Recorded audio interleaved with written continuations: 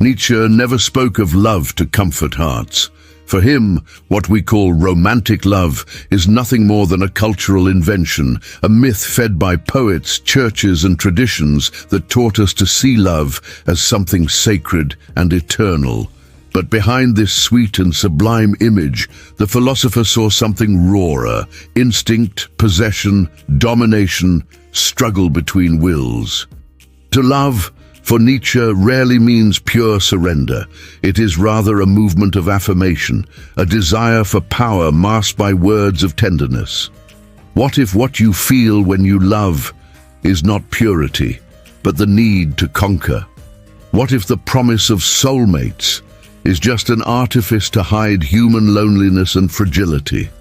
These questions, far from destroying love, reveal its true face. Nietzsche didn't want us to flee from love, but to look at it without illusions, without the romantic veil that imprisons us in unrealistic expectations. Throughout this journey, we'll dismantle the gears of the romantic myth and discover how to love without losing ourselves in fantasies. Are you ready to question everything you've always believed about love?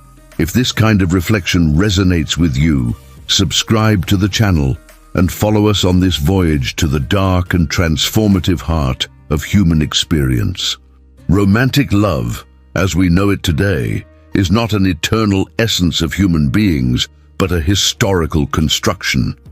Nietzsche, always suspicious of ideas that seem natural and universal, invites us to look back and realize that this vision of pure, sublime, and eternal love has very concrete roots: Christian morality, chivalric literature, and bourgeois ideals that shaped the West. When we say true love, most of the time we're just repeating a model that was invented and reproduced for centuries, like a theatrical play where we all learned the script without even realizing it.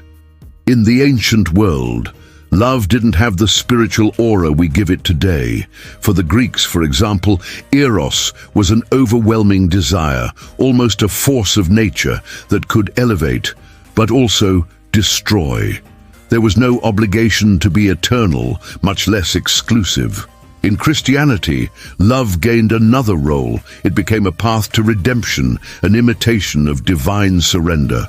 The passion between two people should mirror the love of Christ, sacrificial, patient, unconditional. Gradually, this spiritualized vision mixed with the medieval tradition of knights and ladies who sang of impossible loves made of devotion and distance. This crossing gave birth to the myth. Loving came to be seen as a sublime ideal, something that completes us and gives us meaning. And like every myth, it shapes not only our expectations, but also our feelings. We came to believe that without this ideal love we are not whole, that life loses color, that there is a lost half waiting for reunion.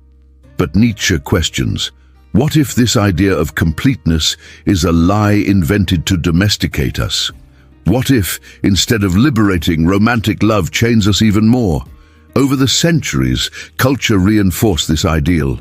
Literary romances, theatrical plays, popular songs all repeat the same message. To love is to find someone who saves us from ourselves.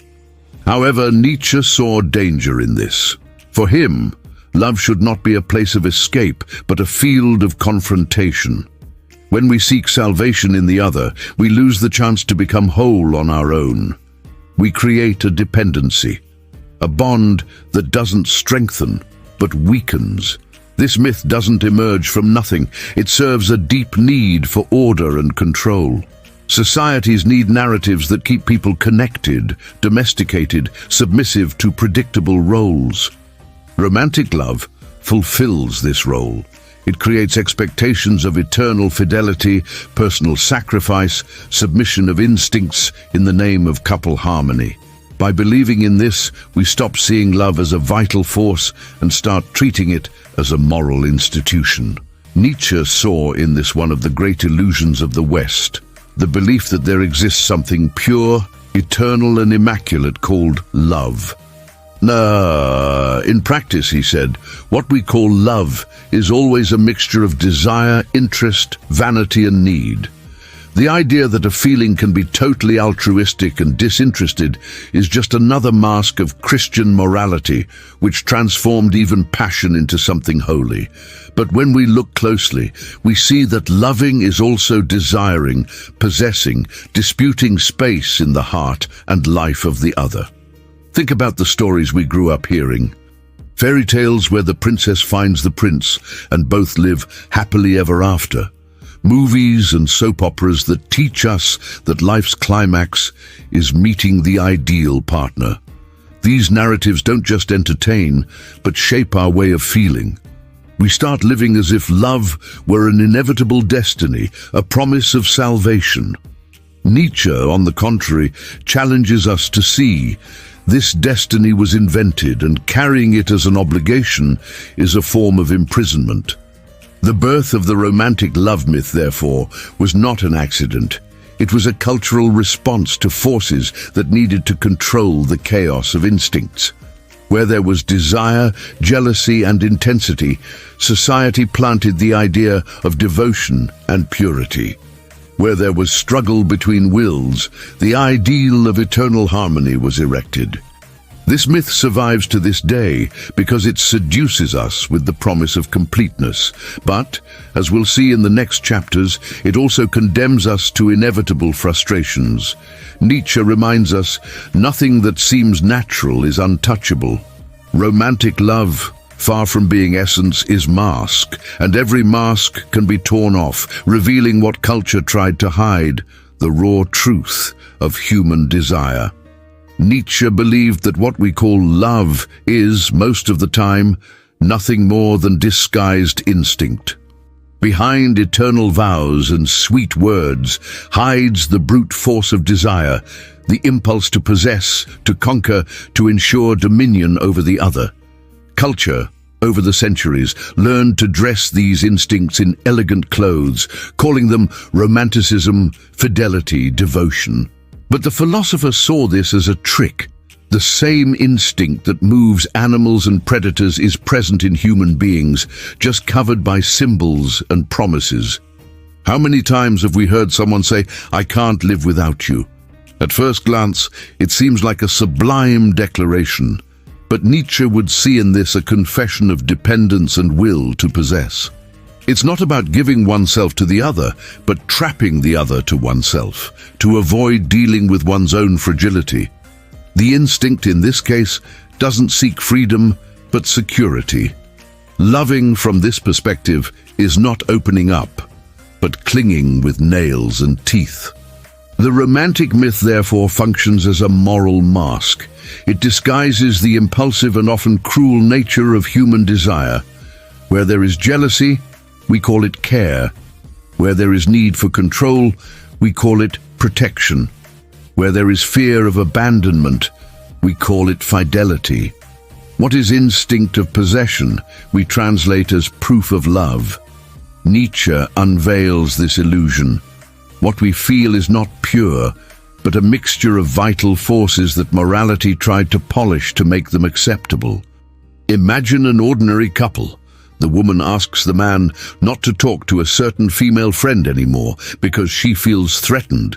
The man, in return, demands that she not travel alone because he worries too much. Society calls this zeal and proof of affection. Nietzsche would call it will to power, two forces disputing space, each trying to dominate the other's territory, hiding behind the mask of care. This logic is not exception, but rule. Instinct never disappears, it just changes clothes. Sexual desire, for example, is often presented as expression of love, when in many cases it is pure search for satisfaction. Overwhelming passion, celebrated by literature, is nothing more than an explosion of will to possess, intensified by the risk of loss. Even marriage, seen as sacred act, can be understood as a social contract to legitimize possession of a body, a house, a lineage. Nietzsche didn't condemn instinct. On the contrary, he believed that instinct is vital. It's what keeps us strong and creative. The problem arises when we pretend it doesn't exist, when we hide it behind idealized speeches. This lie, he said, is dangerous because it creates resentment. When we believe in the myth of pure and disinterested love, we inevitably get frustrated. After all, no relationship is free from desires, jealousies, disputes, and interests. With each disappointment, instead of understanding the truth of instinct, we feel betrayal, hurt, revolt. For Nietzsche, loving shouldn't be denying instinct, but accepting it in its nakedness, recognizing that desiring is natural, that wanting the other is also wanting to dominate them, that loving involves risks and tensions. This acceptance doesn't destroy love, but makes it more honest. Romantic love creates unrealistic promises of eternal harmony. Instinctive love, when seen head-on, shows us that life is made of clashing forces, and that this is precisely what keeps us alive. Disguised instinct is like an animal trapped in a cage. It may seem tame, but remains wild. The more we try to domesticate it with romantic illusions, the more it revolts in silence, escaping in unhealthy jealousies, in betrayals, in resentment. Nietzsche provokes us to open this cage and look the animal in the face. It's not about denying love, but unmasking it. Only then can we escape the lie that weakens us and begin to experience love as it is: instinct, power, intensity. In the end, what Nietzsche shows us is that loving is not about losing oneself in the other, but about assuming the force that moves us. Instinct doesn't need to be hidden, it needs to be understood. Loving in this sense is walking on the edge of the abyss, knowing that desire is always dangerous but also profoundly human. Nietzsche never tired of repeating, behind every moral, every belief, and even the most sublime feelings, what operates in silence is the will to power. Love, for him, is no exception. On the contrary, it is perhaps one of the spaces where this will show itself most clearly, even if disguised. When two people love each other, it's not just the union of souls that happens, as romantic tradition usually says. A clash of forces happens, a subtle struggle, and sometimes brutal, to determine who leads the dance, who dominates the rhythm, who dictates the rules. Nietzsche never saw love as total surrender or harmonious fusion. This, for him, is illusion invented by culture to soften what actually occurs. To love is always, to some degree, to want the other, but also to want power over the other. Jealousy, the need for attention, the demand for exclusivity. All this reveals what lies behind sweet words: the will to control the territory of the beloved. Think of something common.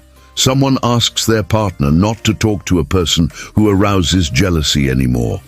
The gesture can be translated as care, but in essence, it's a form of power. It's about delimiting boundaries, establishing who has the right to occupy certain spaces in the other's life. Another example, when someone gets hurt because their partner didn't demonstrate love in the expected way, whether through a forgotten message or an absence, what's at stake is not just affection, but power. It's the desire to impose on the other the correct way to love. Nietzsche dismantles this machinery by showing that love is never neutral. There is no love without power play.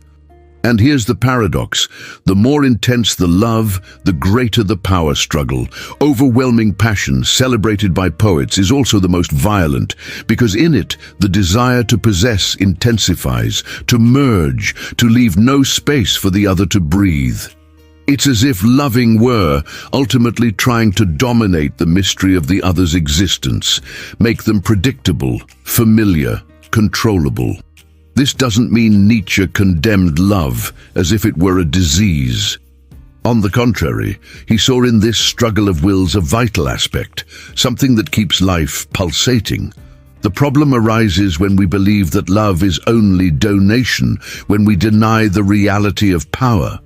This denial generates resentment. We expect eternal harmony and encounter fights, conflicts, demands. We think something went wrong, when in fact this error is part of love's very nature. Power in Nietzsche is not just brute domination. It can manifest in subtle ways, in seduction, in admiration, in dependence. When someone positions themselves as fragile before their partner, they're not necessarily surrendering. They may be exercising power through vulnerability, attracting attention, awakening guilt, demanding care. Even renunciation can be an act of power. Those who give up something in the name of the other often do so to become indispensable, to conquer the throne of sacrifice. In daily life, we see this in apparently peaceful relationships. A couple can live in silence, the dispute over who defines routines, who decides family directions, who carries more emotional weight. Behind the discourse of joint construction, Nietzsche would see a dance of forces where each gesture carries an intention to affirm oneself. Loving, in this sense, is not just about uniting, but also about disputing. Of course, this vision frightens. Nobody likes to admit that love carries desire for power. We prefer to believe in the purity of intentions, in the sweetness of gestures. But by refusing this truth, we condemn ourselves to live in lies. Nietzsche didn't want to tear love away from us, but tear away the veil that covers it. Only when we see the dimension of power can we love more consciously. He even says that love is the state in which one can hate the most. This is because the same intensity that unites is what generates resentment when expectations are not met.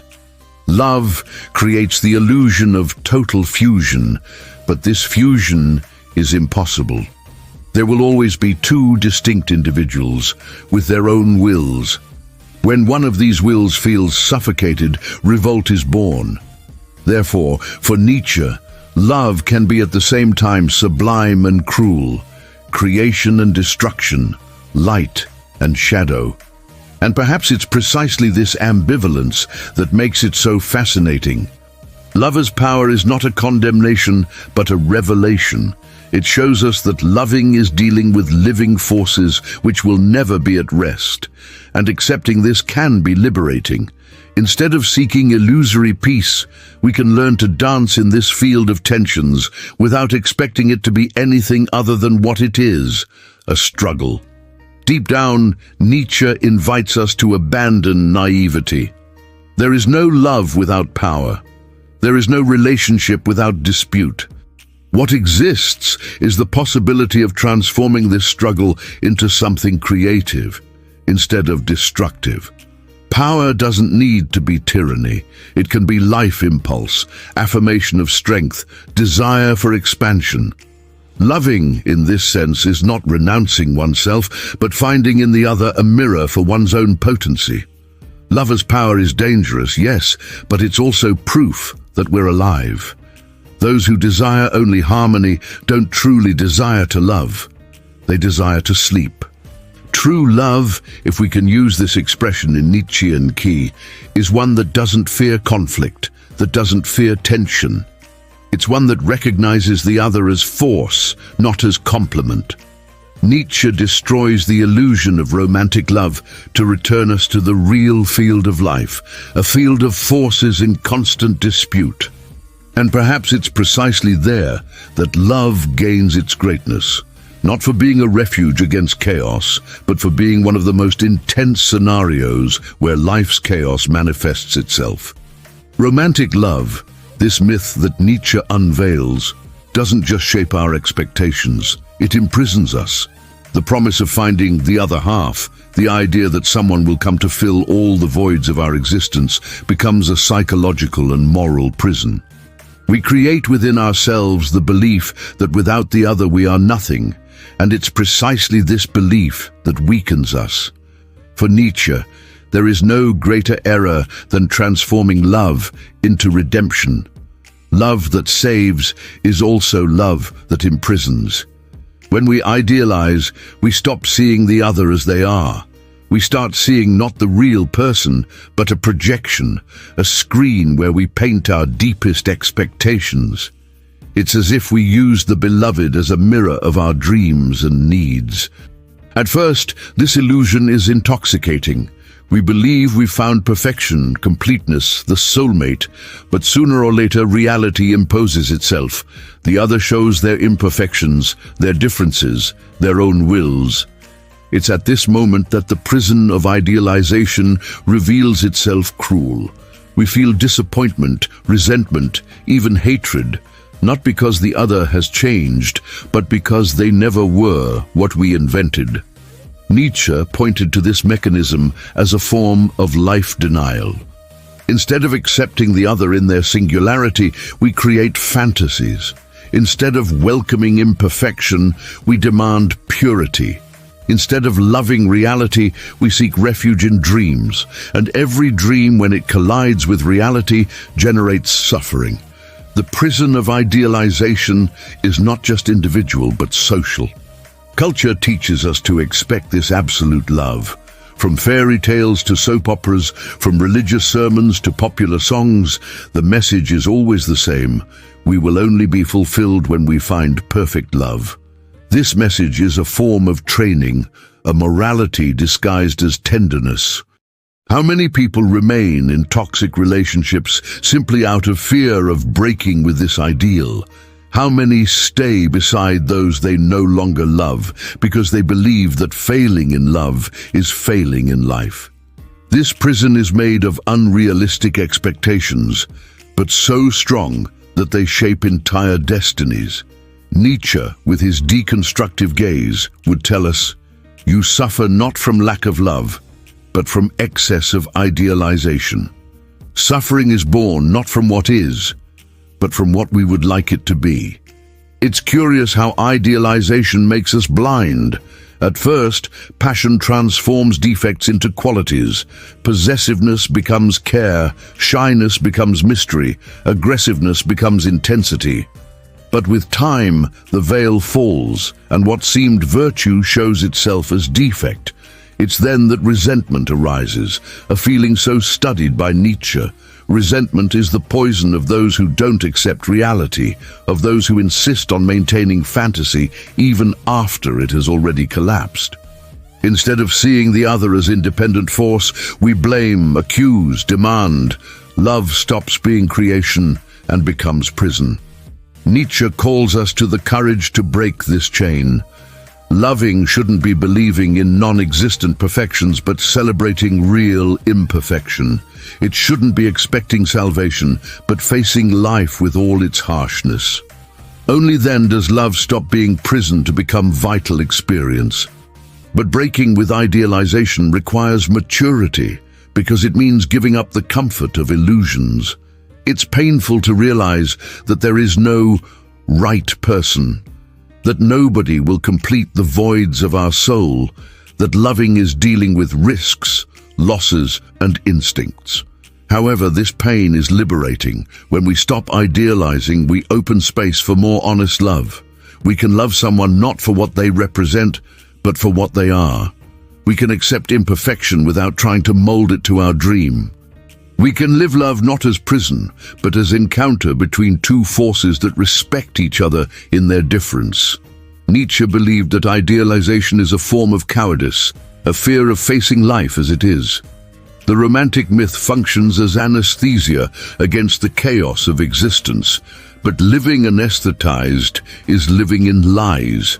The prison of idealization, however comfortable it may seem, is still a prison. Those who dare to break it discover the possibility of loving without illusions, of experiencing life without filters, of finding beauty not in perfection, but in imperfection. Perhaps this is Nietzsche's hardest lesson about love. Don't expect the other to be your salvation. Don't transform your partner into myth. Don't ask love for what it cannot give. Love doesn't complete us, doesn't cure us, doesn't redeem us. Love only intensifies what we already are. If we're full of need and illusion, it will amplify our pain.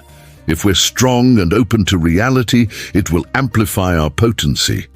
The prison of idealization is the greatest enemy of true love. Breaking this prison doesn't mean abandoning love, but freeing it. It means letting it be what it is, encounter of forces, mixture of instincts, creation of life.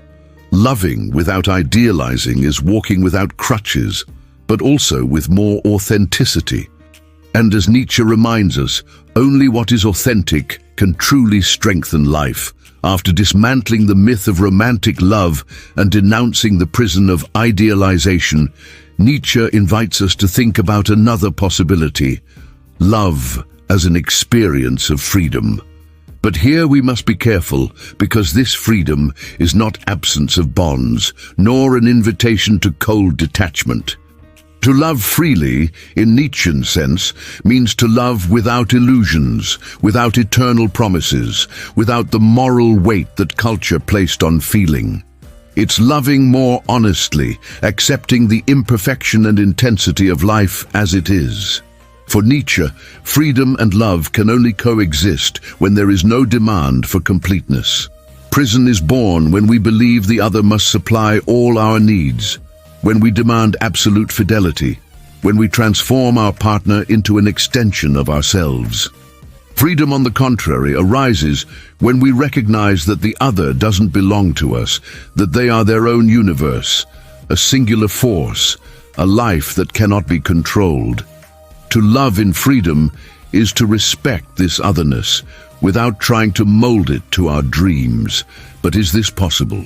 Let's think of everyday examples. When someone insists on knowing every detail of their partner's life, when they monitor messages or demand constant explanations, they're not loving, they're controlling. Fear of loss disguises itself as zeal, but in practice becomes prison. To love in freedom means accepting that the other can escape us, that we have no possession over their mind, their body, or their choices. And it's precisely this acceptance that makes love more intense. The risk of loss reminds us that nothing is guaranteed, that each encounter is a temporary miracle. Nietzsche believed that true love is one that doesn't need eternity to justify itself. Romanticism promises forever, but the philosopher reminds us that nothing is eternal. Love that demands eternity is condemned to frustration, because no human feeling remains unchanging. Freedom lies in accepting the passing character of things. To love freely is to live love as dance, not as contract, as creation, not as prison. This doesn't mean superficiality. On the contrary, it requires deep courage. It's easier to promise forever than to face the risk of the present. Freedom in love is the opposite of indifference. It's intensity without guarantees. It's like walking on a tightrope, knowing that falling is possible, but still surrendering to the crossing. Nietzsche believed that life only has value when lived in this risk, and love doesn't escape this rule. Another essential aspect is that loving in freedom requires first loving oneself.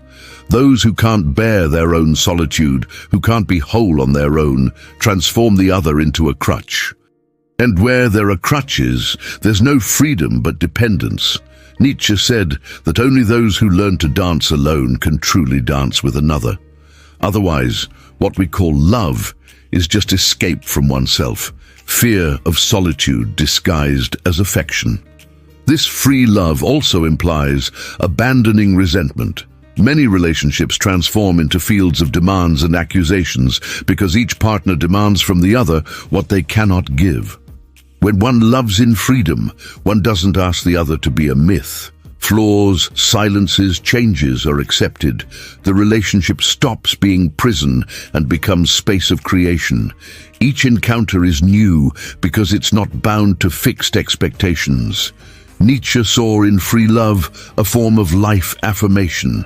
Instead of seeking redemption or salvation, loving becomes a way to intensify existence.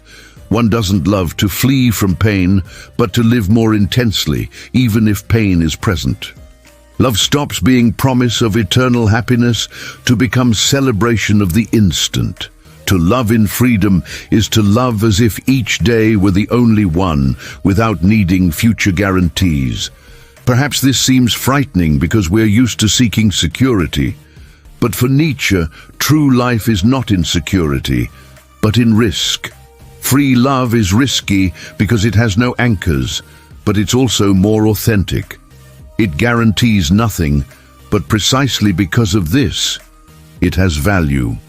What is guaranteed loses intensity. What is risky makes us live with more open eyes. To love in freedom is, therefore, to abandon the language of contract and embrace the language of creation. It's not, "I promise to be with you forever," but "I want to be with you now," while there's intensity, while we create together something that strengthens life. It's a love that doesn't need to justify itself with eternity because it finds meaning in experience itself. In the end, Nietzsche teaches us that love and freedom are not enemies. On the contrary, true love only exists when there is freedom. Without it, love transforms into prison, resentment, lies. With it, love becomes space of expansion, of potency, of vitality. To love in freedom is to accept the other as force, not as completeness. It's walking together without chains, without illusions, without impossible promises. It is ultimately loving life through the other. We reach the most decisive point of the journey. What remains of love when we tear off all its masks? After dismantling the romantic myth, revealing the instinct behind tenderness, showing the power struggle hidden in vows of fidelity, and breaking the prison of idealization, the inevitable question arises: is it possible to love without falling again into these illusions? Nietzsche answers yes, but this yes is neither easy nor comfortable. It requires courage to live love in a rawer, more honest and paradoxically freer way. To love beyond the myth doesn't mean abandoning love, but learning to live it maturely. It means accepting that loving is not finding the lost half, nor reaching eternal purity, but experiencing a force of life in all its intensity. Love, for Nietzsche, is a form of existence affirmation, a field where instinct, power, and creation meet. When we free love from romantic illusions, it stops being prison to become one of the most potent paths of transformation. This love doesn't promise salvation. It doesn't guarantee eternity, doesn't ensure full happiness. What it offers is intensity. It doesn't say we'll be together forever, but while we're together, we'll create something that strengthens life. This vision may seem arid for those who grew up believing in fairy tales, but it's profoundly liberating. To love beyond the myth is to love without fear of finitude, without demanding from the other what no human being can offer: completeness. Let's think of a simple example. A couple lives years believing in the ideal of total fusion until routine reveals inevitable differences. In the romantic model, this is lived as failure. If love were true, there would be no distance, says the logic of the myth. But in the Nietzschean vision, this difference is not error, but condition. To love beyond the myth is to accept that the other is always other, that they will never completely merge with us. And precisely in this distance lies beauty. To love is to coexist with the abyss between two wills, and still choose to dance on its edge. Nietzsche reminds us that life only has value when affirmed in its totality, with pain, with risk, with imperfection. Love beyond the myth is precisely this: affirmation of life through the encounter between two imperfect beings. It's not escape from solitude, but celebration that even being whole on our own, we can share our strength with another. This love doesn't come from need, but from abundance. It doesn't say, "I need you to live," but "I want to live even more intensely by your side." This displacement is radical. In romantic love, the other's absence is lived as catastrophe, as loss of one's own identity. In love beyond the myth, absence can be painful, but never destroys. Because identity is not founded in the other, but in oneself. Only those who learn to be whole alone can love without chains. And only those who love without chains can transform love into creative experience instead of prison. Nietzsche saw in love an opportunity to overcome inherited morality. When we stop living relationships as duty, as contract, as ideal imposed by society, we begin to create our own ways of loving. This is the most radical gesture, making love a work of art. Each encounter, each relationship, each gesture becomes singular creation, without need to obey prefabricated scripts. To love beyond the myth is to live love as aesthetics of existence, not as obedience to rules. This requires courage because it implies giving up guarantees. There's no certainty of eternity, no promise of happy ending. There's only the instant intensity, risk, but it's precisely this that gives value. Romantic love, by promising security, steals vitality. Nietzschean love, by assuming risk, returns fire. It's in this fire that life intensifies, that we stop being passive spectators and become creators of meaning. In the end, Nietzsche invites us to cross through the myth and find a more human, more imperfect, but also truer love. A love that doesn't imprison but liberates, that doesn't idealize but accepts, that doesn't deny instinct but celebrates it, that doesn't flee from the power struggle but transforms it into dance. This love is no longer the sweet lie of poets, but a force that strengthens us because it's born from the encounter between two wills that don't cancel each other out, but provoke, challenge, and expand each other. To love beyond the myth is, therefore, to love without needing the myth. It's embracing the real with all its contradictions and still choosing to share life with another being.